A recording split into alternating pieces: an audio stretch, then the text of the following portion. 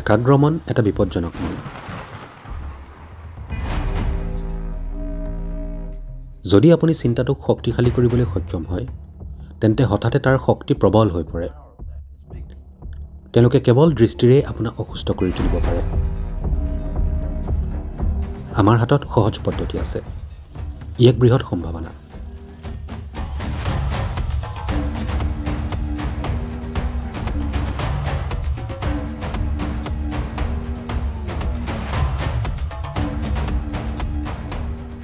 নমস্কাৰম সৎগুৰু।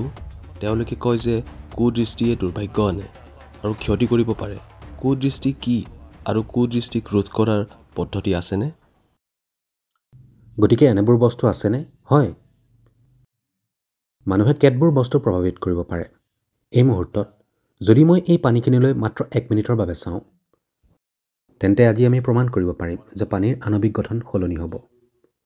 গতিকে এতিয়া যদি মই ইয়ালৈ চাওঁ, তেন্তে ভিতৰৰ পানীৰ আণৱিক গঠন কিয় সলনি নহ'ব বাৰু? নিশ্চয় হ'ব। ই ইতিবাচকভাৱে সলনি হ'ব পাৰে, ই নেতিবাচকভাৱে সলনি হ'ব পাৰে। দুয়োটা সম্ভৱ। একাগ্ৰ মন এটা বিপজ্জনক মন। বিপজ্জনক হয় বা নহয় এইটো নিৰ্ধাৰিত হয় তাৰ উদ্দেশ্যৰ দ্বাৰা। যদি আপুনি চিন্তাটোক সশক্ত কৰিবলৈ সক্ষম হয়, তেন্তে চিন্তা অতি শক্তিশালী হৈ পৰে। এটা খঙাল মন, এটা কামুক মন, এটা অতি মৰমীয়াল মন, এই সকলোবোৰ শক্তিশালী মন। The reason is not because of anger or love, simply because they become one-pointed.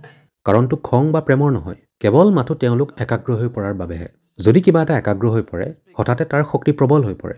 এতিয়া যদি আপুনি এনেকুৱা কৰে, আপুনি জানে ই কাৰোৰে একো ক্ষতি নকৰিব। আপুনি যদি এনেকুৱা কৰে, কাৰোবাক আঘাত দিয়ে, নহয়নে? কাৰণ ই একমুখী হৈ পৰিছে। একেটাই শক্তি, কিন্তু ই একাগ্ৰ। হঠাতে ই আৰু ডাঙৰ প্ৰভাৱৰ সৃষ্টি কৰিছে। গতিকে এই একাগ্ৰতা মাত্ৰ সচেতনতাৰ বাবে বা সাধনাৰ দ্বাৰা বা খঙৰ বাবে হ'ব পাৰে। যেতিয়া আপুনি এই ব্যক্তিজনৰ ওপৰত সঁচাকৈয়ে খং কৰে, তেতিয়া আপোনাৰ মনটো একাগ্ৰ হয়। চাওকচোন, প্ৰেমৰ বেলিকা ই বিচৰণ কৰি ফুৰিব পাৰে। কিন্তু খং আৰু ঘৃণাত মন একপক্ষীয় হৈ পৰে। সেই একাগ্ৰতাৰ বাবে ই প্ৰভাৱ পেলাব পাৰে। গতিকে যিসকল লোকে খং, ঘৃণা, লোভৰ চৰম অৱস্থাত থাকে, যেতিয়া তেওঁলোকে সঁচাকৈয়ে কিবা এটাত মনোনিৱেশ কৰে, তেতিয়া আনজনৰ ক্ষেত্ৰত কিবা কিবি ঘটিব পাৰে। মই কৈছোঁ যে হ'ব পাৰে, হ'বই বুলি কোৱা নাই। এইটো আপুনি কিমান সহজে প্ৰভাৱিত হ'ব পাৰে তাৰ ওপৰতো নিৰ্ভৰ কৰে। যদি আপুনি এনেদৰে সংগঠিত হয় যে বাহ্যিক প্ৰভাৱে আপোনাৰ ভিতৰত কি ঘটে সেইটো নিৰ্ধাৰণ নকৰে, আপোনাক কোনে চায় সেয়া আপোনাৰ বাবে ডাঙৰ কথা নহয়, তেন্তে আপুনি তাৰ পৰা মুক্ত হ'ব পাৰে।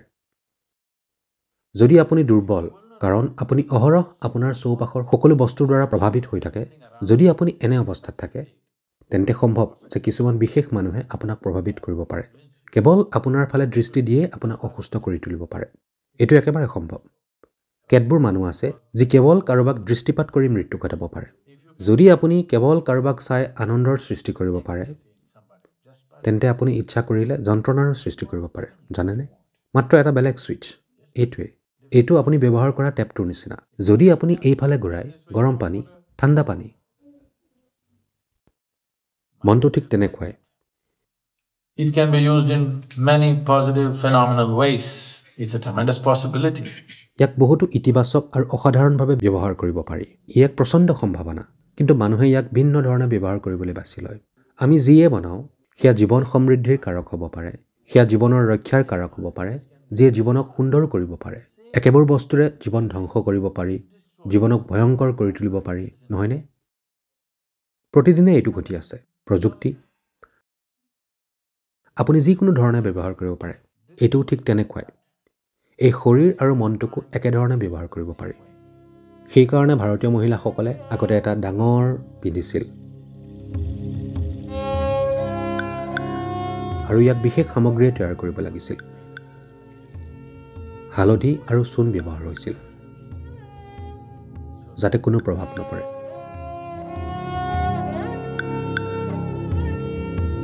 বিশেষকৈ যদি এগৰাকী নাৰীক অতি ধুনীয়া বুলি গণ্য কৰা হৈছিল, তেতিয়া তেওঁলোকে ইয়াক বৰ ডাঙৰকৈ লৈছিল।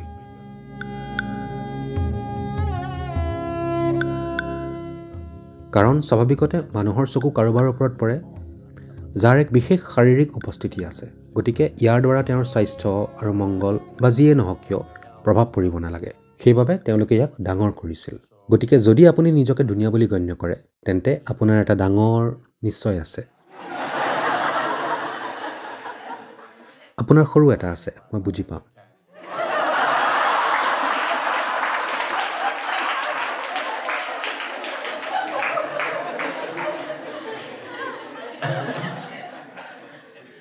গতিকে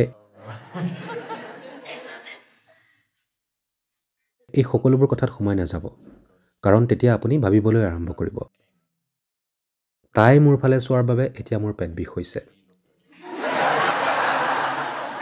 সি মোৰ ফালে চোৱাৰ বাবে মোৰ মূৰৰ বিষ হৈছে। সেই সকলোবোৰৰ মাজত সোমাই নপৰিব। ইয়াৰ বাবে আমাৰ হাতত সহজ পদ্ধতি আছে। আমি আপোনাক অগ্নিস্নান দিওঁ। অগ্নিস্নান কি জানেনে?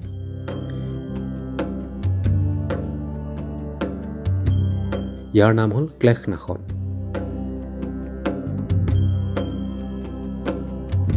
অৰ্থাৎ এনেকুৱা এটা ক্ৰিয়া যি আপোনাৰ চাৰিওকাষে জমা হোৱা অশুদ্ধিবোৰ আঁতৰাই পেলাব। কাৰণ আপোনাৰ শৰীৰটো কেৱল ইয়াতেই নাই, আপোনাৰ শৰীৰটো ইয়াতেই থমকি ৰোৱা নাই, ই নিজকে সম্প্ৰসাৰিত কৰে। মন কৰিছেনে আপুনি? সম্ভৱতঃ পুৰুষতকৈ মহিলাসকল ইয়াৰ প্ৰতি অধিক সংবেদনশীল। আপোনাক কোনেও স্পৰ্শ কৰিব নালাগে। যদি কোনোৱে আপোনাৰ অলপ বেছি ওচৰলৈ আহে, মানসিক কথা নহয়, সেইটো বেলেগ বিষয়। মানসিক আৰু আৱেগিক দিশবোৰ আছে বাৰু। সেয়া এৰি যদি কোনোবাই বেছি ওচৰলৈ আহে, তেনে ক্ষেত্ৰত আপুনি জানে এটা অনুভৱ আহে যে আপুনি কিছু দূৰত্ব বিচাৰে। তেওঁলোকে আপোনাক ঠিক এনেদৰে স্পৰ্শ নকৰিলেও এইটোৱে নিজস্বভাৱে কিছুমান অশান্তিৰ সৃষ্টি কৰে, নহয়নে? কাৰণ শৰীৰটো ইয়াতেই সীমাবদ্ধ নাথাকে, শক্তিৰ পৰিসৰ তাতোতকৈ অলপ বেছি হয়। ইয়াৰ পৰিসৰ কিমান সেইটো নিৰ্ভৰ কৰে আপোনাৰ জীৱনী শক্তিবোৰ কিমান উজ্জ্বল তাৰ ওপৰত। If your life energies are truly exuberant, you can fill this hall with it. যদি আপোনাৰ জীৱনী শক্তি সঁচাকৈয়ে উজ্জ্বল হয়, তেন্তে আপুনি ইয়াৰ দ্বাৰা এই হলটো ভৰাই তুলিব পাৰে, অথবা অলপ হ'লেও পাৰে। বেছিভাগ মানুহৰ ক্ষেত্ৰতে ই শৰীৰৰ বাহিৰত 3 পৰা 9 ইঞ্চিৰ ভিতৰত যিকোনো ঠাইতে হ'ব পাৰে। গতিকে যেনেদৰে আপুনি শৰীৰত জমা হোৱা ময়লা ধুই পৰিষ্কাৰ কৰে, একেদৰে আপুনি নিজৰ শক্তি প্ৰণালীটোৰ ওপৰতো অন্য কেতবোৰ সামগ্ৰী সংগ্ৰহ কৰি আছে। আপুনি এইবোৰ পানীৰে ধুব পাৰে আৰু তাৰ ফলত কিছুমান অশুদ্ধি আঁতৰ হয়। ঠিক তেনেদৰে অগ্নিস্নান এটাও আছে, যাক আপুনি দৃষ্টি বুলি কয়। আনে চোৱাৰ বাবে এনে হয় নে নহয় সেয়া প্ৰশ্নৰ বিষয়। কিন্তু আপোনাৰ চৌপাশৰ জীৱনৰ প্ৰভাৱ আপোনাৰ শক্তি প্ৰণালীৰ ওপৰত নিশ্চিতভাৱে পৰি আছে।